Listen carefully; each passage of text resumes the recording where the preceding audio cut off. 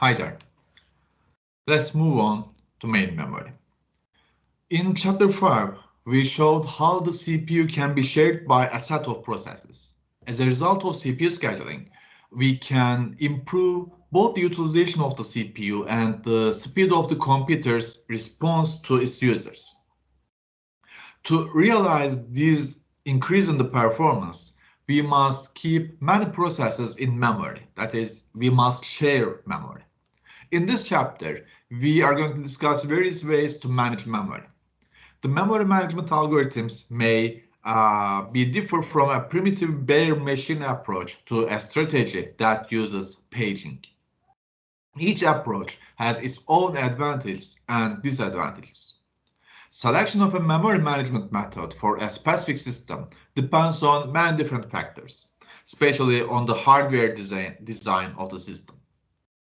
As we shall see, most algorithms require hardware support, leading many systems to have closely integrated hardware and operating system memory management.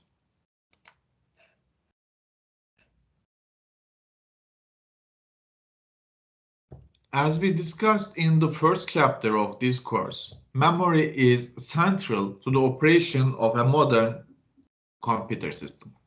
Memory consists of a large array of bytes, each with its own address. The CPU fetches instructions from memory according to the value of the program counter.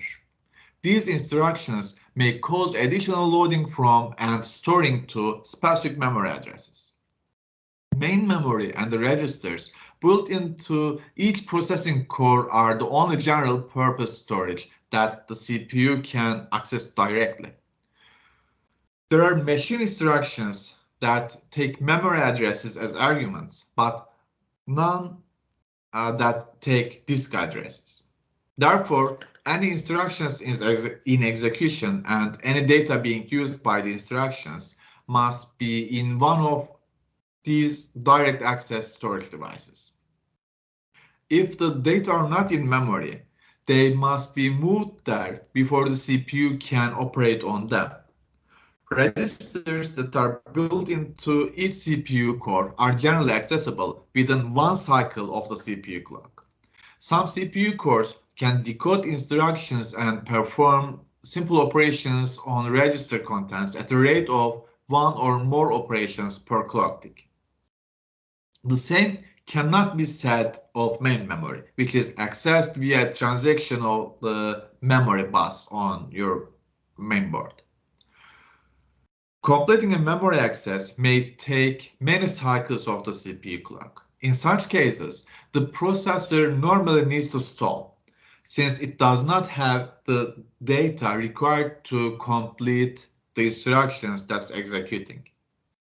This station is intolerable because of the frequency of the memory access. The solution is to add fast memory between the CPU and main memory, typically on the CPU chip for the fast access. Such a cache has been described in previous sections. To manage a cache built into the CPU, the hardware automatically speeds up the memory access without any operating system control. Not only are we concerned with the relative speed of accessing physical memory, but we also must ensure correct operation. For proper system operation, we must protect the operating system from access by user processes, as well as protect user processes from another. This protection must be provided by the hardware, because the operating system does not usually intervene between the CPU and its memory access. Hardware implements this protection in several different ways, as we show through this chapter. Here, we outline one possible implementation. We first need to make sure that each process has a separate memory space. Separate per process memory space protects the processes from each other and is fundamental to having multiple processes loaded in memory for concurrent execution. To separate memory spaces, we need the ability to determine the range of legal addresses that the process may access and to ensure that the process can access only these legal addresses. We can provide this protection by using two registers, usually a base and a limit as illustrated here. This is our base register. Base register is actually storing this address, and actual limit is storing the length of this process in the manner of bytes. So based on the base plus limit, we can get the legal address space. The legal address space for this process will be between these range. So using the base and limit registers, we can compute the legal addresses for that specific process. So actually the base registers holds the smallest legal physical memory address.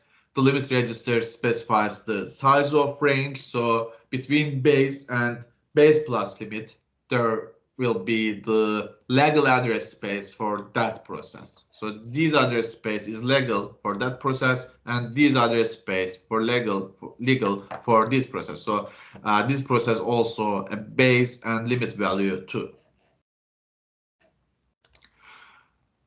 Protection of memory space is actually accomplished by having the CPU hardware compare every address generated in user mode with the registers. Any attempt by a program executing in user mode to access operating system memory or other users' memory results in a trap to the operating system, which treats the attempt as a fatal error. This scheme actually prevents a user program from accidentally or deliberately modifying the code or data structures of the operating system or other users. So let's assume that the CPU has generated an address to access that location. Before the granting access to that location, we can check the base and base plus limit. The address must be greater than or equal to base, and again, that address must be less than base plus limit. So these are our legal range. If the address generated by the CPU is not on that range, we can create a trap to operating system for illegal addressing. So that means that process exactly running on the CPU on that time, trying to access operating system's memory or another process's memory. So this will be illegal. So based on that, we can create an address protection scheme using the hardware, actually using the registers. Usually a program resides on a disk as a binary executable file, as you already well know. To run, the program must be brought into memory and placed within the context of a process when it becomes ready for execution on an available CPU. As the process executes, it accesses instructions and data from memory. Eventually, the process terminates and its memory is reclaimed for use by other processes. Most systems allow a user process to reside in any part of the physical memory. Thus, although the address space of the computer may start, let's say, from at 0000, the address of the user process need not be the 0. In most cases, a user program goes through several steps, some of which may be optional before being executed. Addresses may be represented in different ways during these steps. Addresses in the source program are generally symbolic, such as the variable count. A compiler typically binds these symbolic addresses to relocatable addresses, such as, let's say, 14 bytes from the beginning of this module. So this is a relocatable address. The linker or loader in turn binds the relocatable addresses to absolute addresses. Each binding is a mapping from one address space to another space. So we have a process, actually we want to map that process to, we want to load that program as a process to memory. So it has a local, let's say, address space. We have to map that address space on the memory using linkers or loaders. So it's called as address binding. We are binding or mapping from one address space to another address space. Classically, the binding of instructions and data to memory addresses can be done at any step along the way. We can make it on compile time, load time, or execution time. On compile time, if you know at compile time where the process will reside in memory, then absolute code can be generated. If you know that a user process will reside starting at, let's say, location R, then the generated compiler code will start at that location and extend up from there. If at some later time the starting location changes, then it will be necessary to recompile this code. So this is the disadvantage. If you know the real address you are going to combine or you are going to load your program, you can make address binding at compile time. But when you have to change the physical address, you have to compile that code again. So the second option is load time. If it's not known at compile time where the process will reside in memory, then the compiler must generate relocatable code. In this case, final binding is delayed until load time. If the starting address changes, we need to only reload the user code to incorporate this changed value. We don't need to compile the code again, but we have to load again our compiled version of code. And the next one is execution time. If the process can be moved during its execution from one memory segment to another, then binding must be delayed until the runtime. So instead of load time, we can make the binding on the execution time. So in that case, we can change the location of that process on the memory without compiling it again or loading it again. So in that point, some special hardware must be available for the scheme to work. As we'll discuss in next sections, most operating systems use this method. Our modern operating systems generally make address binding at execution time, because in other cases we have to compile the code again and again, or we have to load our code when we want to move our process on the memory from one location to another location. So here's a reminder, which is the multi-step processing of a user program. We already know that we need compilers and assemblers.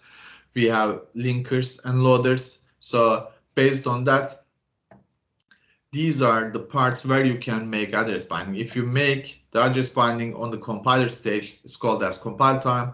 You can make the address binding on the load time while loading your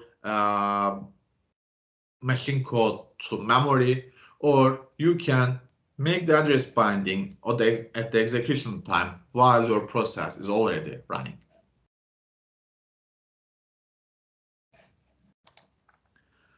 An address generated by the CPU is commonly referred to as a logical address, where an address seen by the memory unit is commonly referred to as a physical address. So we have logical addresses and physical addresses, and they have their own address spaces. We have logical address spaces and we have physical address spaces.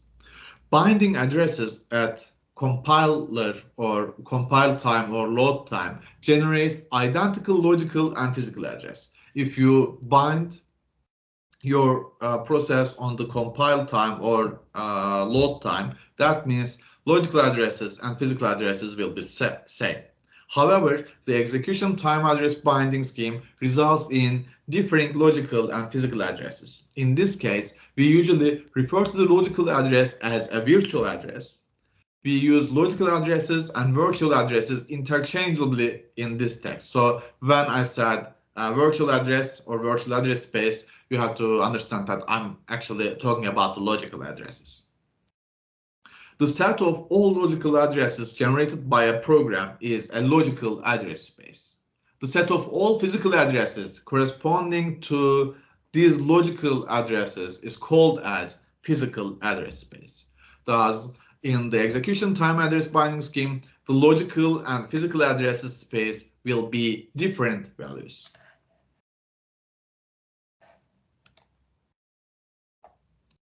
The runtime mapping from virtual to physical addresses is done by a hardware device called the memory management unit. So we have a specific hardware device to make that, to get that job done. So we have a memory management unit. The task of the memory management unit, the obligation of the memory management unit is the converting logical addresses to physical addresses. So we can choose from many different methods to accomplish such mapping.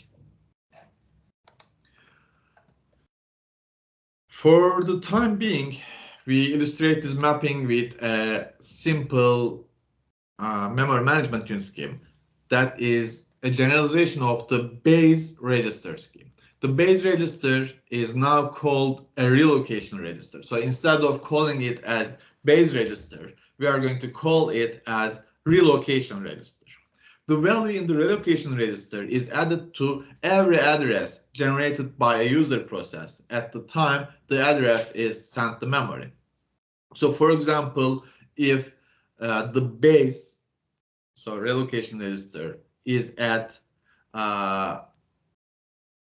14,000, then an attempt by the user to address location 0 is dynamically relocated to 14,000, and access to, let's say, location 300 will be mapped to 14,300. So the user program deals with the logical address. The memory mapping hardware converts this logical address into physical address. We now have two different types of addresses, logical addresses in the range of 0 to max. So let's say you have your own program, and on the logical address side, you have your own range from 0 to max. And physical address in the range R plus 0 to R plus max. Here, the R is the relocation register, but it's the same with the base.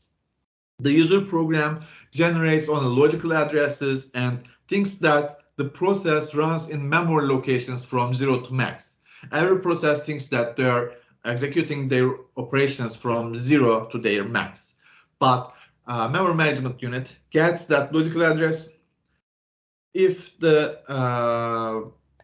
address in the legal space is going to add the base, actually relocation, to logical address, and it's going to get the physical address for that process.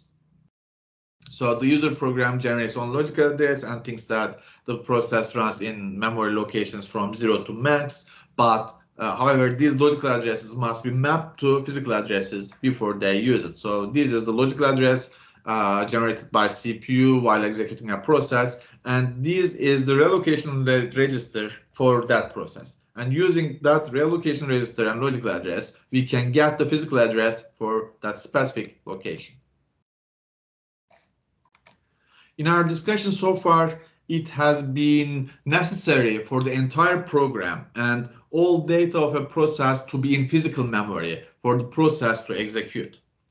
The size of a process has been limited to the size of physical memory. If you have to load the whole process to memory, so the size of process has to be limited based on your physical memory. To obtain better memory space utilization, we can use dynamic loading. With dynamic loading, a routine is not loaded until it's called.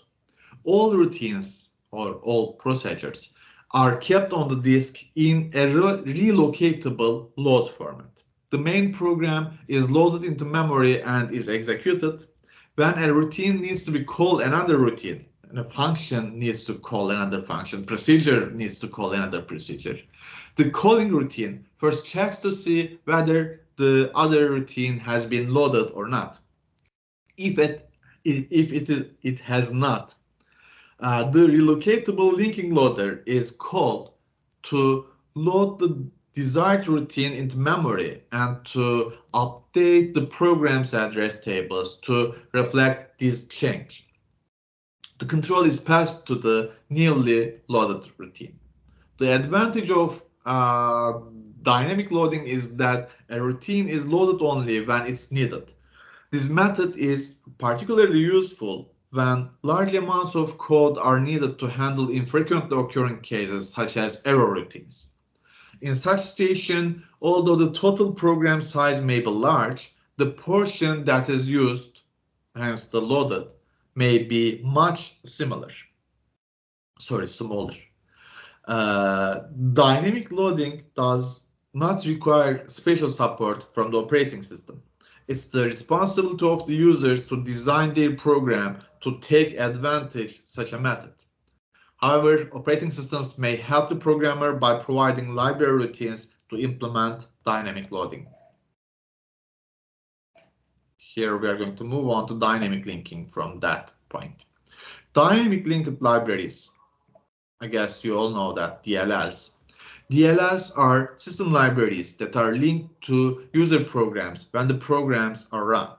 Some operating systems support only static linking, in which system libraries are treated like another object module and are combined by the loader into the binary program image. Dynamic linking, in contrast to that, is similar to dynamic loading.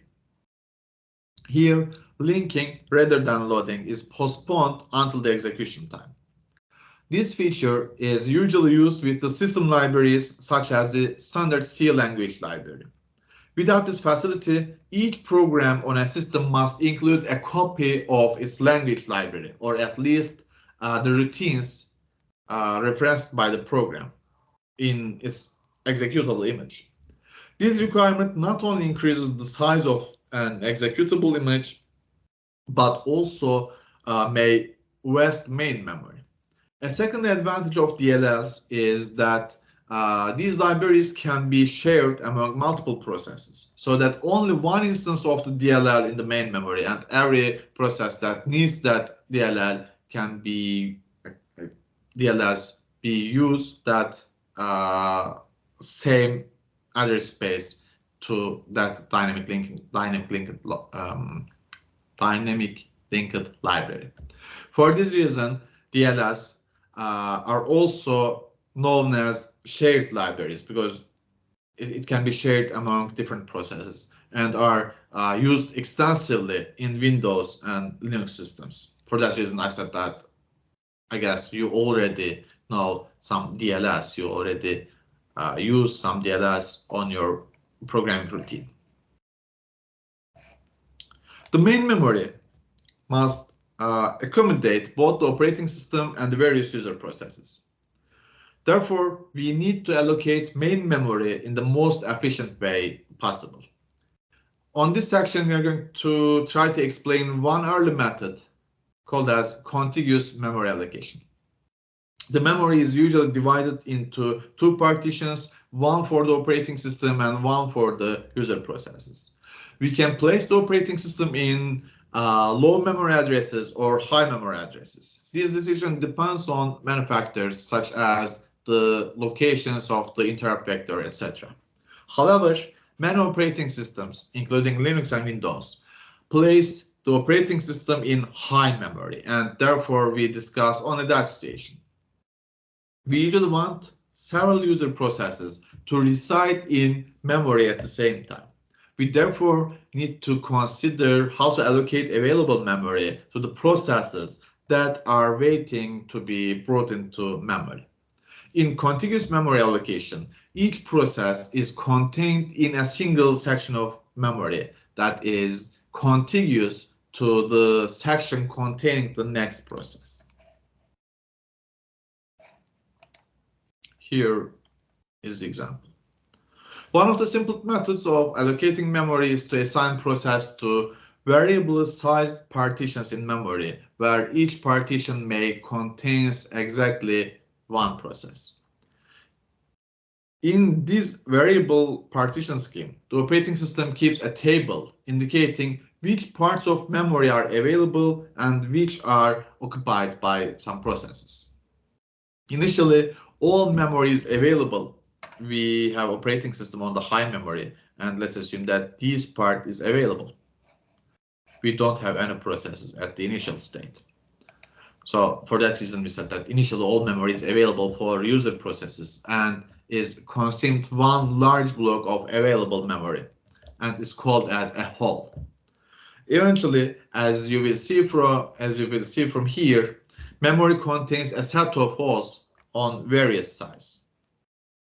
So let's assume that we have process 5, 8, and 2 on memory.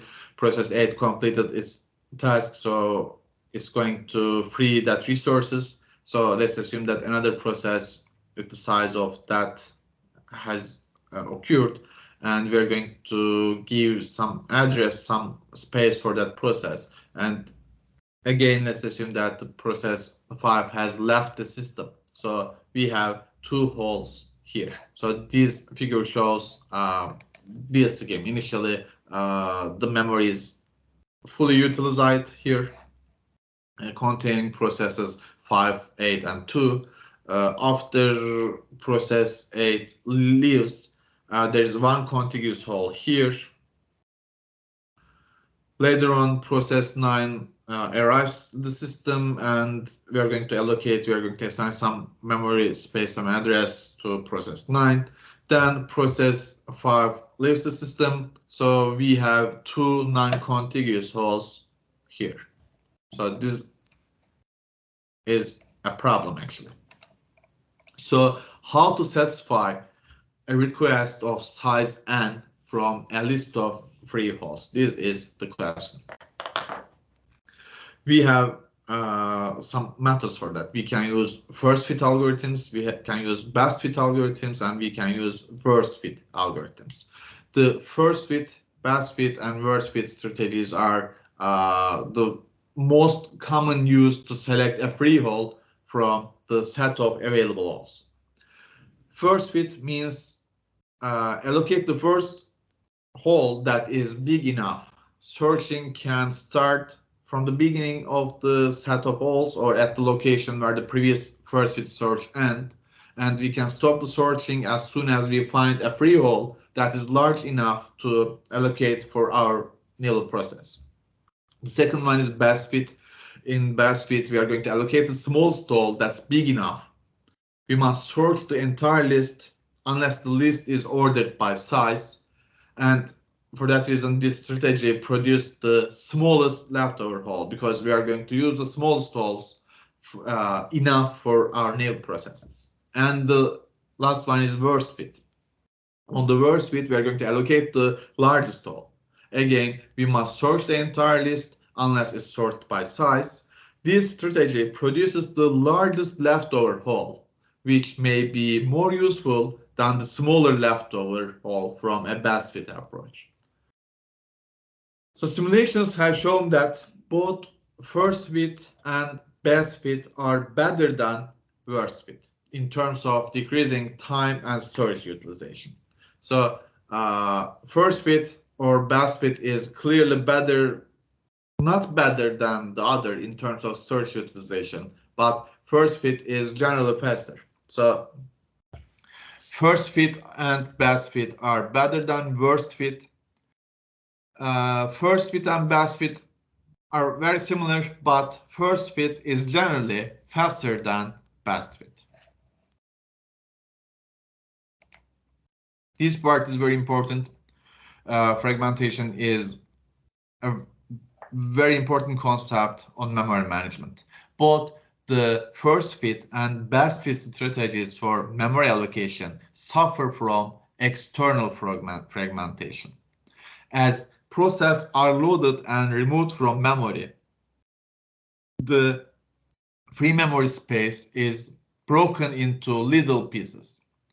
External fragmentation exists when there is enough total memory space to satisfy a request, but the available space are not contiguous.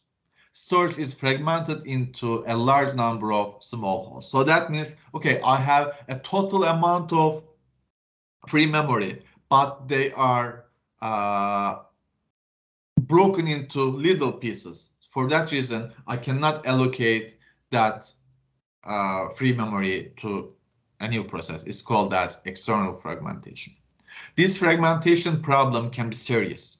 In the worst case, we could have a block of free or vested memory between every two processes. So this is the worst case. If all these small pieces of memory were in one big free block instead, we might be able to run several more processes. Depending on the total amount of memory storage and the average process size, external fragmentation may be a minor or major problem. It depends on your system. Statistical analysis of first fit, for instance, reveals that even with some optimization, given n allocated blocks, another 0.5 n blocks will be lost to the fragmentation. That is, 1/3 of memory may be unusable. This property is known as the 50% rule. Memory fragmentation can be internal as well as external. The allocated memory may be slightly larger than requested memory. This size difference is memory internal to a partition, but not being used. So unused memory that is internal a partition called as internal fragmentation. So as I said, it's important to understand the concepts of fragmentation, and it's important to differ external fragmentation from internal fragmentation. As you can guess, one solution to the problem of external fragmentation is compaction. The goal is to shuffle the memory contents so as to place all free memory together as one large block. However, compaction is not always possible. If relocation is static and is done at assembly or load time, compaction cannot be done. If you make your binding on compile time or load time, so that means your relocation is static, you cannot make compaction. It's possible only if relocation is dynamic and is done at execution time. If addresses are relocated dynamically, relocation requires only moving the program and data and then changing the base register or reflect the new base address. Okay, I have a process, I know the base and limit registers. When I move that process from a physical location to another physical location, it's enough to just change the base. The limit will be same because the size of the process will be still same, just the base will be changed. But still, when compaction is possible, we must determine its cost. The simplest compaction algorithm is to move all processes toward one end of the memory. All holes move in the other direction. Move processes one way, so it's going to move holes to another way. So the goal is still producing one large hole of available memory. But still, again, as I said, this method can be expensive. Another possible solution to the external fragmentation problem is to permit the logical address space of process to be non-contiguous, thus allowing a process to be allocated physical memory wherever such memory is available. So instead of just a single large block, we can create non-contiguous memory spaces for a process. This is the strategy used in paging. Instead of using large spaces for all process, we can create paths from our processes, and we can store that path non-contiguous on the different physical spaces of the memory. So as I said, this strategy called as paging, and it's the most common memory management technique for computer systems.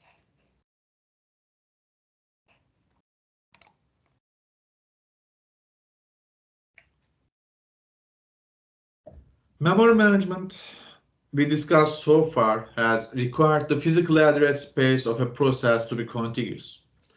We now introduce paging, a memory management scheme that use a process's physical address space to be non-contiguous. Paging avoids external fragmentation and the associated need for compaction. So two problems that created by the contiguous memory allocation. We can both solve the external fragmentation. Also, we can avoid the problem of varying sized memory chunks.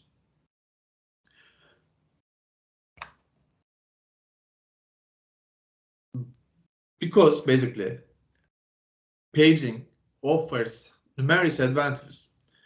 Paging in its various forms is used in most operating systems, from those for large systems to our mobile devices. And paging is implemented through cooperation between the operating system and the computer hardware.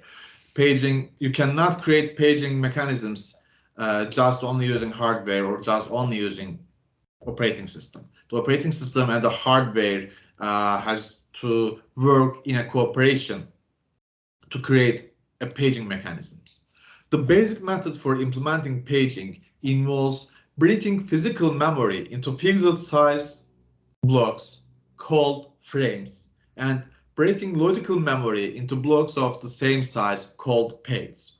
We have frames on the physical side, we have pages on the process side, logical side. We are going to map every page to an empty frame. So basically it's called as paging. When a process is to be executed, its pages are loaded into any available frames from their sources. So the backing store is divided into fixed size of blocks that are the same size as the memory frames or clusters of the multiple frames.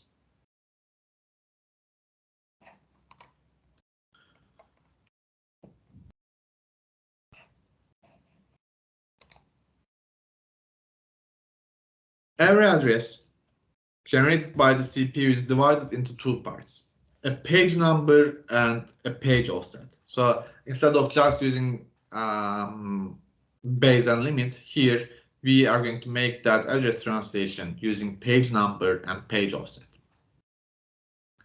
The page number is used as an index into a per process page table. Every process is a page table, so we are going to use page number as an index. The page table contains the base addresses of each frame in physical memory, and the offset is the location in the frame being referenced.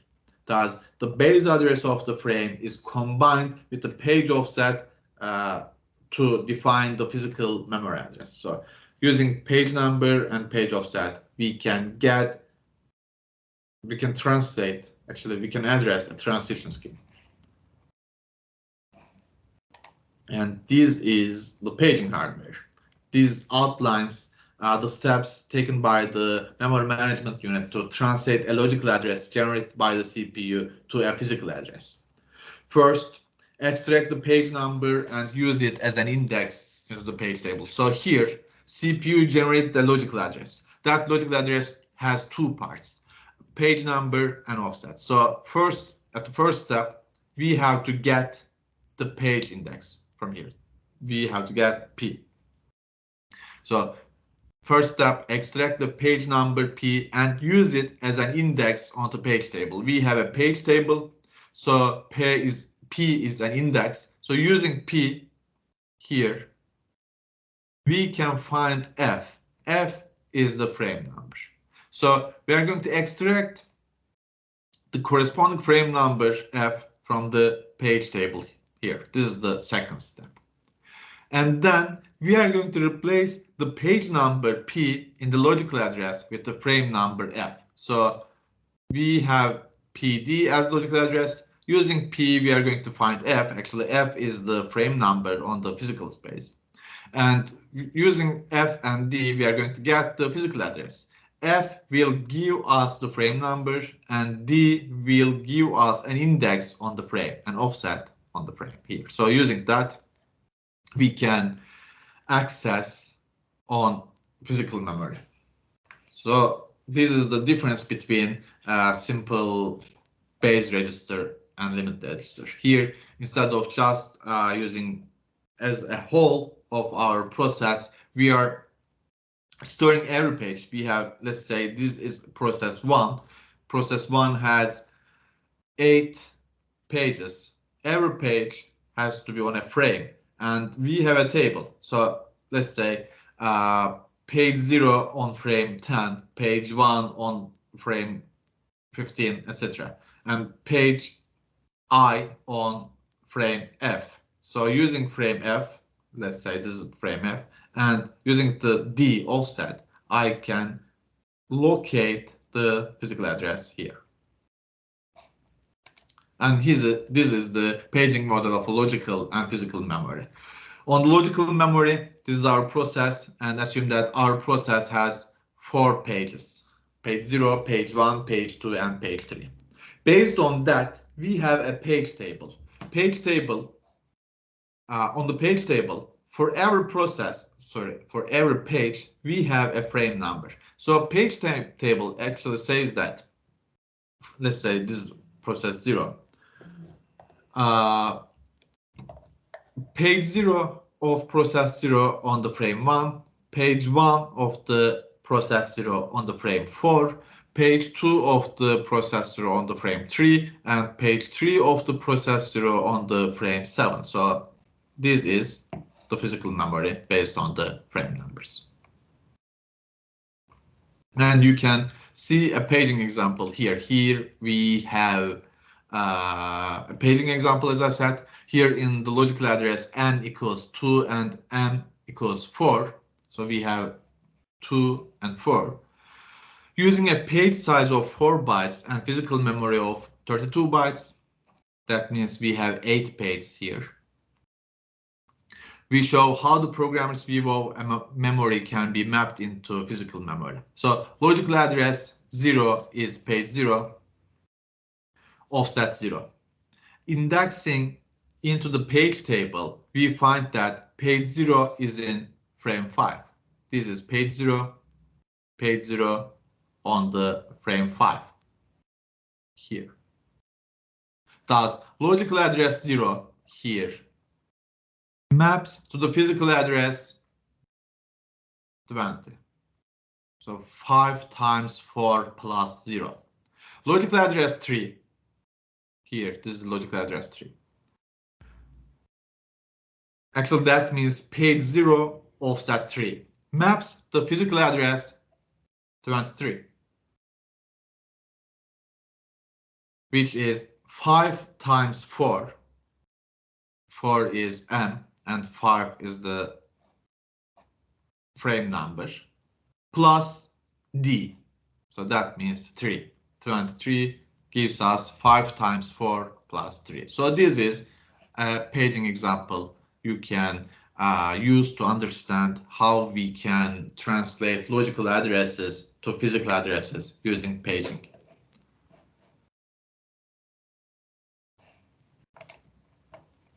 When a process arrives in the system to be executed, its size expressed in the page is examined. Each page of the process needs 1 frame. Thus, if the process requires n pages, that means at least n frames must be available in memory. If n frames are available, they are allocated to this arriving process. The first page of the process is loaded into one of the allocated frames, and the frame number is put in the page table for that process. The next page is loaded into another frame, its frame number is put into the page table, and so on, as shown in this figure. Every page has to be mapped on a free frame. Since the operating system is managing physical memory, it must be aware of the allocation details of physical memory, which frames are allocated, which frames are available, how many total frames that are, and so on. This information is generally kept in a single system-wide data structure called as frame table. The frame table has one entry for each physical page frame, indicating whether the ladder is free or allocated, and is allocated, if it's allocated, to which page of which process or processes. So we have page tables on the process sides. Also, operating system has to be kept of a frame table to keep some information, which frames are free, which frames are available, if the frame is which frame is available, which frame is used, if the frame is used, which process is using that frame. These are important informations. So we are going to continue with the implementation of page table, but it's enough for this week. We are going to continue the implementation of page table next week. Also, we are going to cover virtual memory and some aspects of mass storage. And that's it. Thanks. See you.